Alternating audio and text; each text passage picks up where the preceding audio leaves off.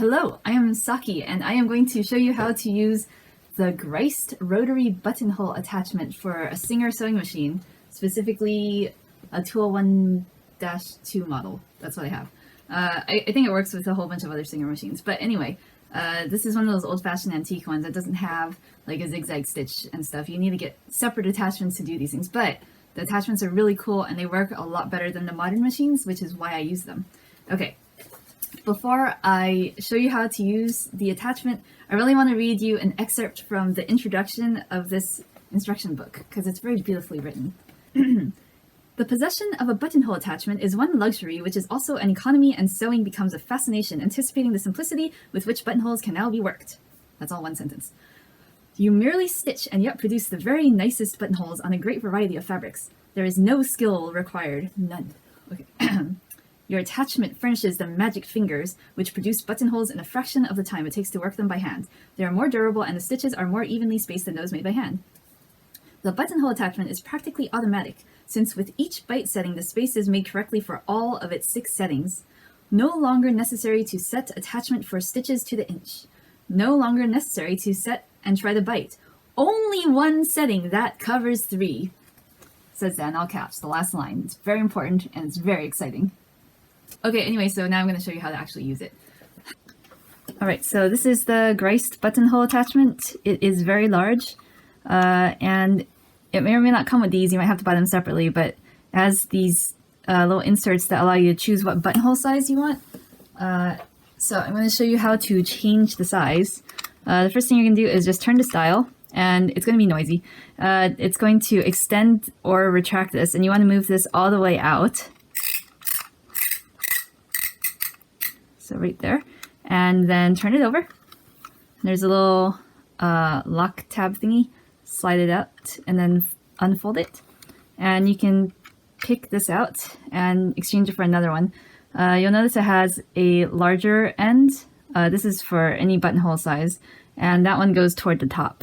So you can kind of tell the top of this hole is a little bit wider than the bottom. Anyway, it only fits in one way. They really made it dummy proof. Alright, so once you've chosen which size you want, click that close again. And then now we're going to prepare our faceplate for buttonholing.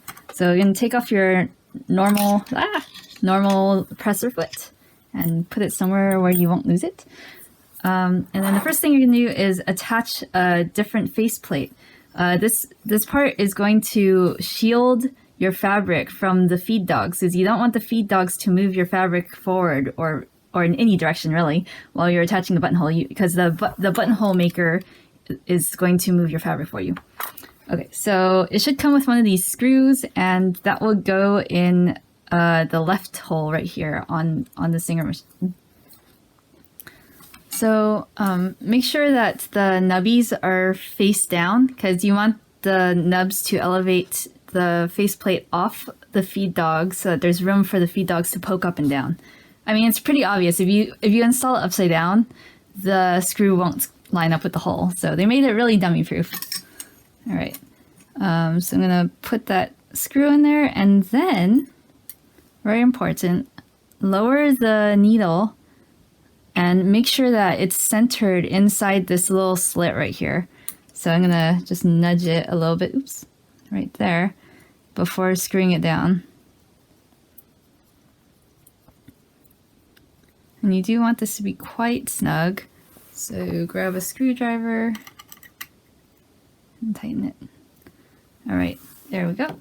And now we're going to attach the actual attachment. Actually, before I do that, I'm going to show you some useful stuff that's harder to show while it's installed. So this allows you to adjust the stitch width. So W is for wide and N is for narrow. So I like my buttonholes to have a fat embroidered ring around them, so I set it all the way to 6. All right, so now we're going to install this. We're going to pop this all the way up. Why is it not going up? There we go. Okay, so this little thing right here is how the attachment knows how many stitches are happening. This is going to hook up to this little I don't know what this thing's called. It's going to hook up right here. So that every time this goes up and down, this thing will go up and down, and then it will know how many stitches are happening. So return the needle to its highest position and put this to its highest position. And the first thing you're going to do is hook on the little dinosaur beak onto this part. I don't know what it's called. Hook it on there. And then the next thing is right here, you're going to line that up with this part, this bar thing. Sorry, I wish I knew what they were called. Line it up with there, and then it should come with a longer screw right here. So this is a little bit longer than the standard screw, and that's necessary for holding this large attachment in place. So find the hole and then screw that in. And you can also tighten this with a screwdriver, but I don't think it's actually necessary. I can get it on there pretty tightly with just my hand. Okay.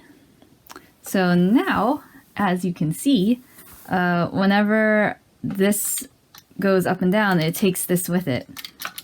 It's pretty nifty, huh? All right, actually, I'm going to do a demonstration. All right, we've changed the camera angle slightly. So I'm going to show you how to make a buttonhole on my jacket. So on my jacket, I've marked a buttonhole. I actually only marked the top right there. Let me point at it with a stick. I marked the top of the buttonhole and not the bottom. I'm too lazy to mark the whole buttonhole. But basically the button shank is going to end up right there at the top of the buttonhole. And that's where I want it to be. So, and I've measured the buttons. The buttons are 1 inch, and my buttonhole will be 1 1/16 of an inch. And that's the little adapter, the die that I put in there. It should be the right size. So you want to start with your thread above this. Make sure the thread is not underneath. You're going to have a hard time getting it later. The first thing we're going to do is calibrate it. So we're going to make sure that the northmost point on your fabric is the northmost point on the buttonhole maker. So first step is get it under there. Which is going to be a little tricky because my fabric's rather thick.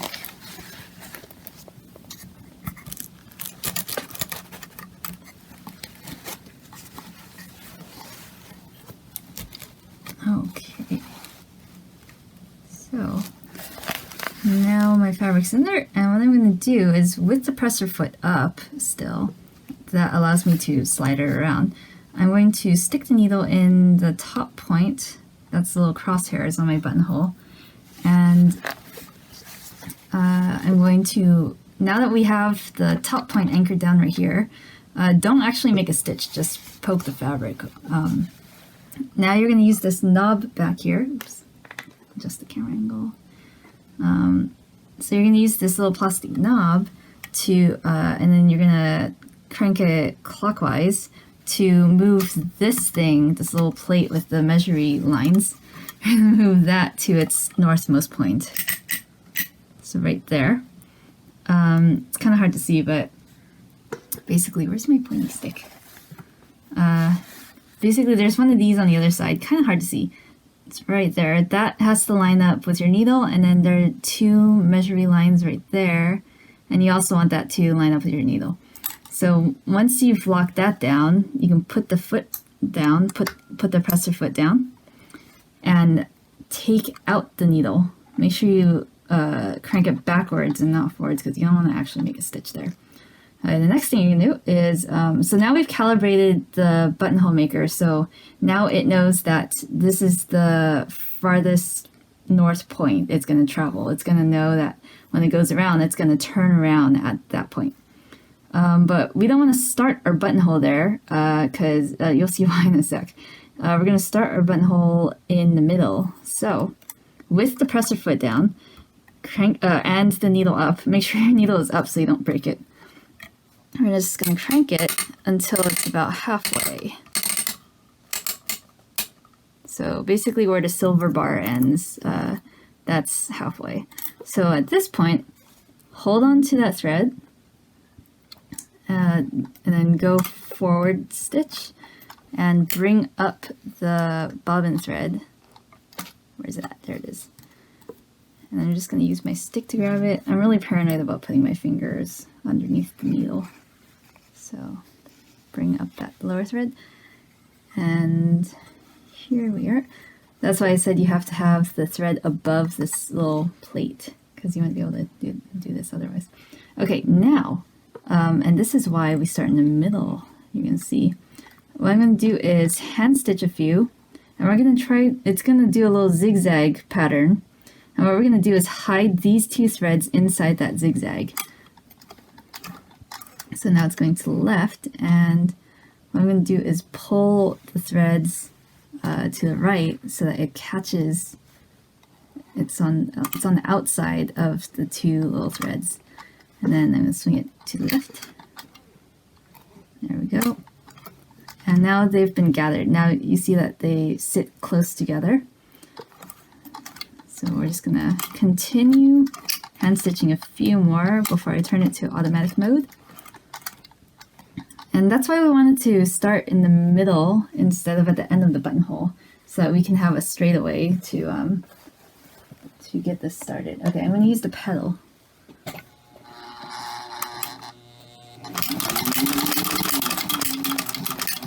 And then after several stitches, you can just trim that.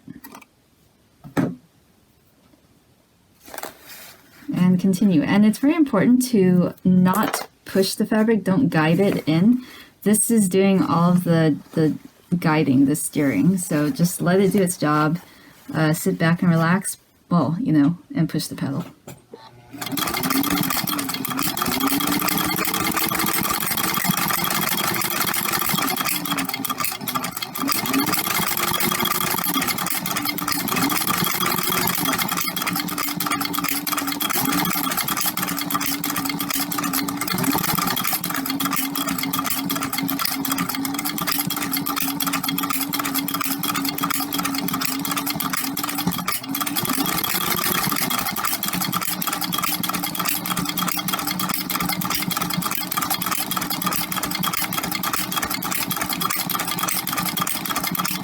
Okay, so it's actually done, well, maybe after that last stitch. So at this point you can stop, or what I'm going to do is actually go over the whole thing again, because this part right here looks a little sparse to me, and I like a beefier buttonhole. A common thing people do is they move this to a narrower width, like 1 or 2 instead of 6 for the second time around, and that gives it kind of a handmade look, because it's going to be thick on the outer edges, and then on the inner edge it's going to have a very narrow little ridge, and that's going to look like a hand sewn buttonhole. But I'm not going to be fancy, I just want my buttonhole to be really sturdy, so I'm going to continue with the 6 width. Alright.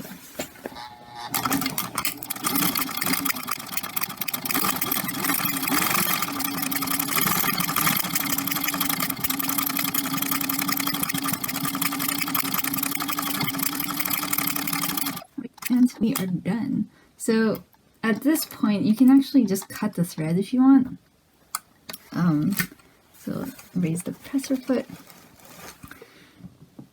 So if you want, you can cut it there, but the proper thing to do is actually to cut it about, I guess I'll show you the proper way.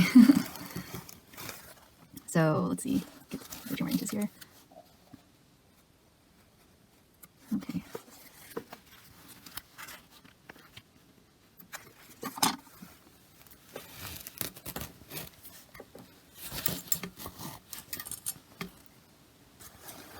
So what we're going to do now is we're going to get the threads, we're going to stick these threads to the back. So I'm going to get a needle.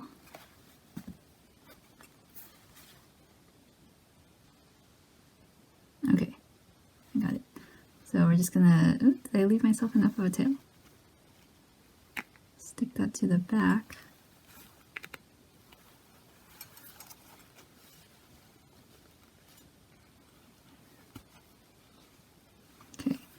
And then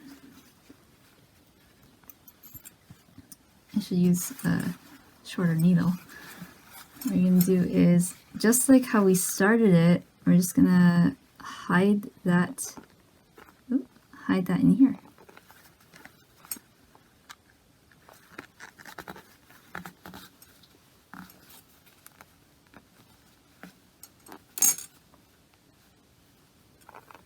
And let's see, I think I can actually get the other one with it.